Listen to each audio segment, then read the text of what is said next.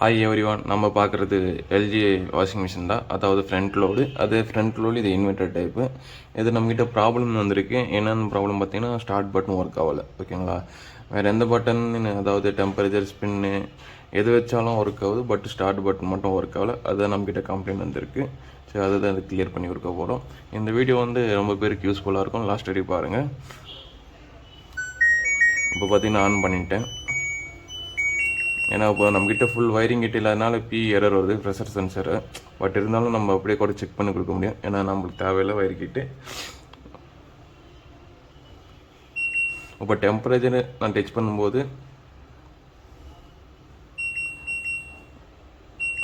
இன்னும் ஒரு buzzer sound வருது. அதே நம்ம ஸ்டார்ட் பட்டன் கொடுக்கும்போது எந்த ரியாக்ஷனுமே இல்லை. ஓகேங்களா? வேறு எது டச் பண்ணாலும் அது மாதிரி பஸர் சவுண்ட் 2 டைம் கேட்கும். அது வச்சு அதனோட சென்சிங் பேட் நல்லா இருக்கா இல்லையான்னு நம்ம ஃபைண்ட் அவுட் பண்ண முடியும். பட் இதில் வந்து அதாவது ஸ்டார்ட் கொடுக்குற இடத்துல வந்து பார்த்தீங்கன்னா சென்சிங் பேட் இருக்கும். அதுதான் நம்ம ப்ராப்ளம் வந்திருக்கு. அதுதான் நம்ம கிளியர் பண்ணி கொடுக்குறோம். அது எப்படி நம்ம செக் பண்ணுறது, எப்படி ரீப்ளேஸ்மெண்ட் பண்ணி கஸ்டமருக்கு கொடுக்குறது, அதை பாருங்கள். லாஸ்ட் வரைக்கும் யூஸ்ஃபுல்லாக இருக்கும்.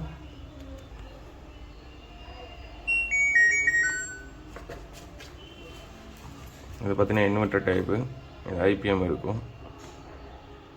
அதுக்கப்புறமா இந்த இடத்துல இன்லேட்டு, அவுட்லேட்டு, அதே மாதிரி ப்ரெஷர் சென்சர் கனெக்ஷன்லாம் வரும். ஓகேங்களா? ஃபுல்லாக ரிமூவ் பண்ணிட்டு நம்ம டச்சிங் பேடு தான் எப்படி குட்டாக பேடான்னு செக் பண்ணுறது ஒரு சொல்லிக் கொடுக்க போகிறோம். அது வந்து உங்களுக்கு ஒரு ஐடியா கிடைக்கும் எப்படி செக் பண்ணுறதுன்ட்டு.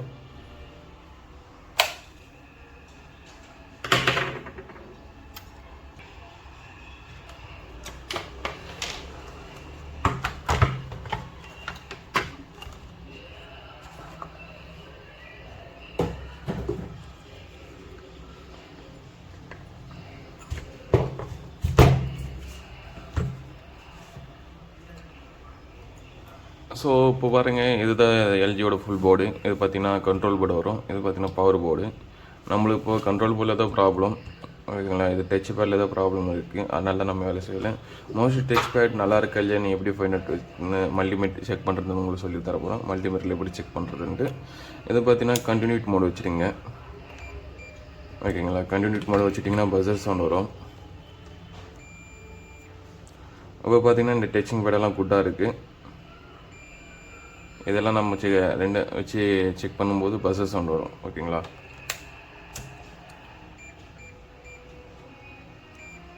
இது மாதிரி பஸர் சவுண்டை வந்து வச்சாவே இந்த டச்சிங் பேடெல்லாம் குட்டாக இருக்குதுன்னு நம்ம ஃபைண்ட் அவுட் பண்ண முடியும். பட் இங்கே இதுதான் ஸ்டார்ட்டுக்கு பார்த்தீங்கன்னா நம்மளுக்கு எந்த ஒரு டச்சிங் சவுண்டும் வரவே இல்லை மோஸ்ட்டு. ஓகேங்களா? இதுதான் நம்ம ஸ்டார்ட் பட்டன். இது நம்ம கொடுக்கும்போது எந்த ஒரு பஸர் சவுண்ட் வரவே இல்லை. மற்ற எந்த டச்சிங் பேட் கொடுத்தாலும் பஸர் சவுண்ட் வருது. ஸோ ஓகே, இந்த டச்சிங் பேட் இருந்தால் உங்ககிட்ட ரீப்ளேஸ் பண்ணாவே இந்த ப்ராப்ளம் வந்து சார்ட் அவுட் ஆகிடும். ஓகேங்களா? ஏன்னா ஏதாவது பெரிய மேஜர் ப்ராப்ளம் இல்லை. ஜஸ்ட் இந்த டச்சிங் பேட் நம்மகிட்ட இருந்து ரீப்ளேஸ் வேறு எதுனா ஒரு பழைய போர்டிலோ இல்லை உங்ககிட்ட இருந்துச்சுன்னா அதில் இருக்கிற டச்சிங் பேட் எடுத்து இதுக்குள்ள வச்சு ரெடி பண்ணி கொடுத்தா ரெடி ஆகிடும். ஓகேங்களா? அப்போ இதுதான் ப்ராப்ளம் வச்சு. அதனால தான் நான் உங்களுக்கு எக்ஸ்பிளைன் பண்ணியிருக்கேன். ஸோ இப்போ பார்த்தீங்கன்னா நம்ம டச்சிங் பேடை மாற்றிட்டு கண்டினியூட்டி சவுண்ட் வருது இல்லையான்னு பார்க்க போகிறோம். பேடு புதுசு போட்டாச்சு. அது போட்டனால பார்த்தீங்கன்னா பஸர் சவுண்டு நல்லாவே வருது. அப்போ வந்து ஸ்டார்ட் பட்டன் ஒர்க் ஆகுது இல்லைன்னு பார்க்க போகிறோம்.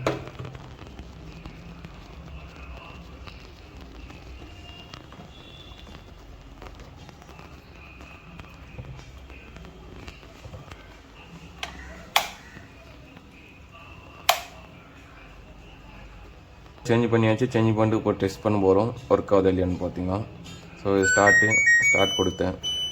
பட் எரர் வந்துட்டு தான் இருக்கும் எனக்கு ப்ரெஷர் சென்சரு. பட் நம்மளுக்கு சென்சிங் ஆகுதா இல்லையானோ வச்சு நம்ம குட்டாக பேடுன்னு கண்டுபிடிக்க முடியும். ஏன்னா நீங்கள் இந்த மாதிரி ஒரு டச் பண்ணும்போது பஸர் சவுண்ட் வரும். அது அந்த மாதிரி எதுக்கு சவுண்ட் வருதுன்னா டச்சிங் பேடு கரெக்டாக ஒர்க் ஆகுது, அதனால அந்த சவுண்டு வருதுன்னு.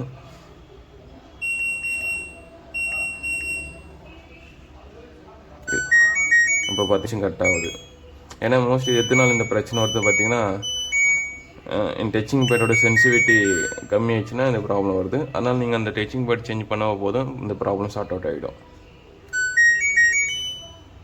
ஒன்ஸ் மோர் அகைன் டெஸ்ட் பண்ணி காமிக்கிறேன் பாருங்க. அவ்வளோதான் டச்சிங் பேட். இது மாதிரி நம்மளுக்கு ஒயர் கிட்டிங் எல்லாமே நம்மளுக்கு செக் பண்ணி கொடுக்க முடியும் கஸ்டமருக்கு. ஸோ ஓகேங்களா, இந்த வீடியோ வந்து யூஸ்ஃபுல்லாக இருக்கும்னு நினைக்கிறேன். தேங்க்யூ ஃபார் வாட்சிங் ஃப்ரெண்ட்ஸ்.